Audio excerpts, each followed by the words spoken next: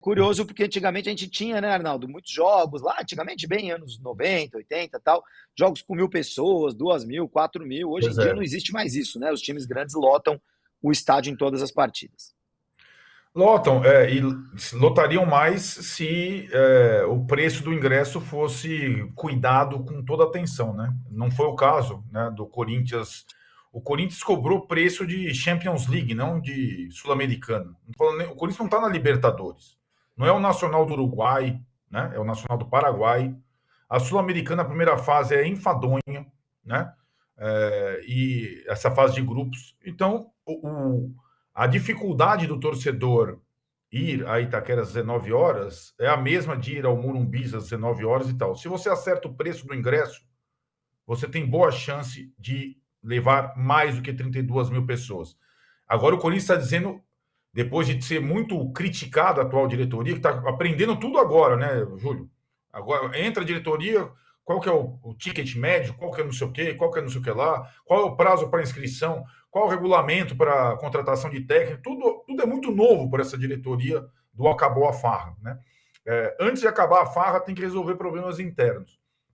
E acertar o preço para, por exemplo, levar 140 mil pessoas nos jogos do Brasileiro, e acho que vai ser assim contra o Atlético Mineiro, porque já vai diminuir o preço do ingresso, é uma missão importante. Eu acho que o Casão definiu bem o atual estágio do Corinthians e do Romero. Nesse time atual do Corinthians 2024, não tem o menor cabimento o Romero ser reserva. Essa foi uma das decepções em relação ao Antônio Oliveira, que tinha melhorado o time coletivamente, mas insistiu um pouco com a dupla Pedro Raul e Yuri Alberto, botando muitas vezes o Yuri pelo lado, o Pedro Raul no centro, quando o Romero, Casão observou bem, tinha sido o melhor jogador do Corinthians na reta final do Brasileiro do ano passado. Aliás, o único, depois da saída do Roger Guedes. O Yuri não estava jogando nada, o Renato Augusto não estava jogando nada, ninguém estava jogando nada, e o Romero salvou o time do rebaixamento. Neste time, não tem cabimento ele ser reserva, ainda mais pela identificação que ele tem com o clube. Ele não é mais aquele ponta que vai ficar correndo atrás de lateral, ida e vinda, tal, não sei o que lá. Mas ele é um jogador que, com um pouco mais de liberdade, ele faz gol. Os números estão aí. Jogador que faz gol hoje no futebol brasileiro tem que ser tratado com carinho, porque não são tantos. Ele faz gol. Então, deixa ele no time e faz. A minha grande dúvida é a mesma do Casão. Se esse elenco do Corinthians, você olhava para o banco ontem e para o elenco, tinham poucos lesionados, tinham lesionados, mas eram poucos, é capaz de suportar Brasileirão, Sul-Americano e depois Copa do Brasil, até o meio do ano. Acho o elenco muito. Foi feita uma reformulação, saíram mais jogadores do que entraram, e aí eu só vejo possibilidade disso ser possível se a base der conta. Mas a base, tem, o jogador que. O Bidon, que ontem não jogou, que é muito bom, ele já está sofrendo com problemas físicos, porque uma coisa é jogar o sub-20, a copinha, outra coisa é jogar o profissional nesse calendário maluco. Então, eu acho o elenco do Corinthians muito reduzido para jogar 3 frentes e está só começando a brincadeira. Essa rodada da Sul-Americana foi surpreendente, sobretudo pela derrota do Argentino Júnior na Argentina. Colocou o Corinthians na liderança, mas o próximo jogo é contra o Argentino Júnior na Argentina. Aliás, uma coisa curiosa desta edição da Sul-Americana da Libertadores. Os cabeças de chave acabaram entrando numa situação completamente desconfortável, na minha visão, pelo sorteio dirigido. É a situação do Grêmio que a gente vai falar lá. É a mesma do Corinthians, é a mesma do São Paulo, é a mesma do Fluminense, é a mesma do Flamengo. Você estreia fora, faz uma em casa, depois faz outras 2 fora, para ter, entre aspas, o privilégio de fazer as 2 últimas em casa, desde que você tenha chance. Porque senão você pode jogar as 2 últimas em casa cumprindo tabela, como pode acontecer com o Grêmio. O Corinthians já meio que já apagou esse cenário, ele vai estar vivo. Lembrando que na Sul-Americana só o primeiro classifica direto, o segundo vai lá para o rebolo, pelo playoff, com o terceiro da Libertadores. Então é importante terminar em primeiro e ganhar fôlego 2 datas, esperando quem vem do outro lado da chave para o cruzamento. Eu também acho esquisitaço esse formato aí de você jogar 3 em 4 fora de casa, incluindo a primeira, e aí depois jogar as 2 em casa. No caso, É bizarro. Quem não O começa Botafogo, bem acaba se complicando muito. é, Botafogo o não, né? Botafogo, então, o Botafogo jogou a primeira em casa e tomou 3. Agora vai ter que vai lá, vai jogar com a LDU lá em cima e O Botafogo é a desesperado. exceção, né? Porque ele Veio vai da pré, jogar, né? depois da LDU, ele joga 2 em casa e aí acaba jogando as 2 últimas fora. É o contrário dos times que estão no Então, pote A.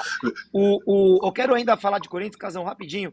O Márcio Mendonça, Romero tem que ser titular, senão o técnico tem que ser mandado embora. O Anselmo Rodrigues fala, o Romero ser o melhor do time dá uma boa dimensão do tamanho do problema do Corinthians. É um outro ponto de vista.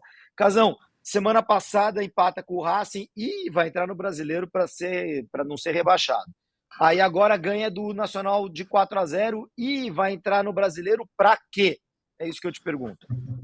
não muda, o cenário não muda em nada, pô. O cenário não muda nada. Se você olha os times, quantos times na teoria, no papel, são melhores que o Corinthians, de cara assim.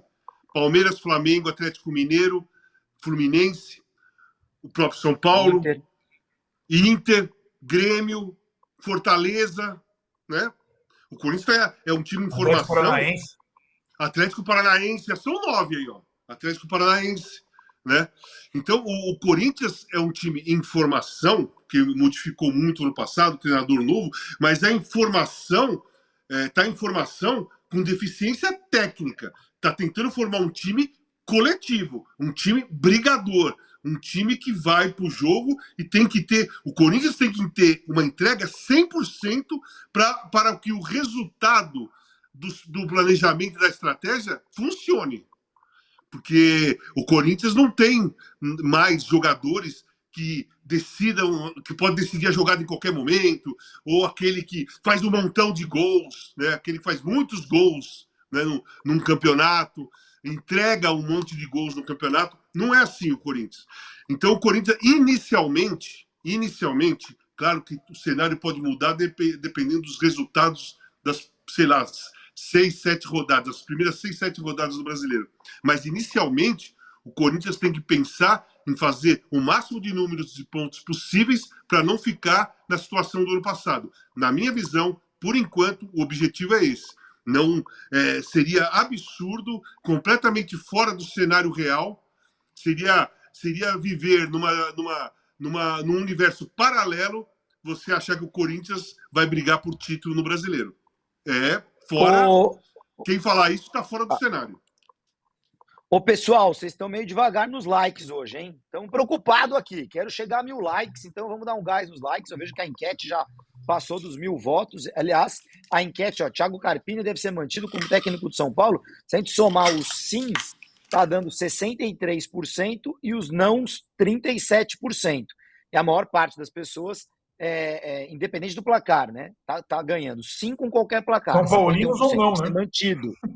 São paulinos ou não. E não com qualquer placar, 28%. O Arnaldo está colocando sempre tem as suas... Vamos parar vamos parar de duvidar das urnas, Arnaldo, por favor, hein? Não estou duvidando, o número está aí, mas vota quem quer. Não precisa ter o cadastro São Paulino, né? É verdade, 63% por enquanto, querendo que o Carpini continue. Já tem 2 mensagens aqui, ó. Mensagem do apenas um perfil. O São Paulo trilha o mesmo caminho que o Corinthians no ano passado. E o superchat dele, superchat do Moacir Vale, dizendo aqui, ó, sou pontipretano, portanto neutro nesta enquete, cujo resultado parcial deixa claro como os não são paulinos têm medo de que chegue um bom técnico. Então, ele está com a teoria, o Arnaldo, que são os não são paulinos que estão votando para o Carpini ficar. O Marcelo Nunes fala, tem o Filipão disponível. O Rodrigo Ribeiro avisa. Ele opina aqui, acho que você tem um ponto, Rodrigo. A imprensa brasileira reclama da cultura de demissão de técnico, mas são eles mesmos que alimentam esse discurso diariamente. Eu concordo com você, mas tem uma linha fina aí entre o alimentar esse discurso à toa e falar em cima do que a gente sabe que o clube está vivendo ali nas pernas. Quer dizer, não somos nós que estamos inventando isso, é o próprio clube que está na dúvida, e aí a gente tem a obrigação de trazer para vocês aqui essas informações, não é alimentar polêmica vazia e nem ficar querendo demissão de treinador à toa.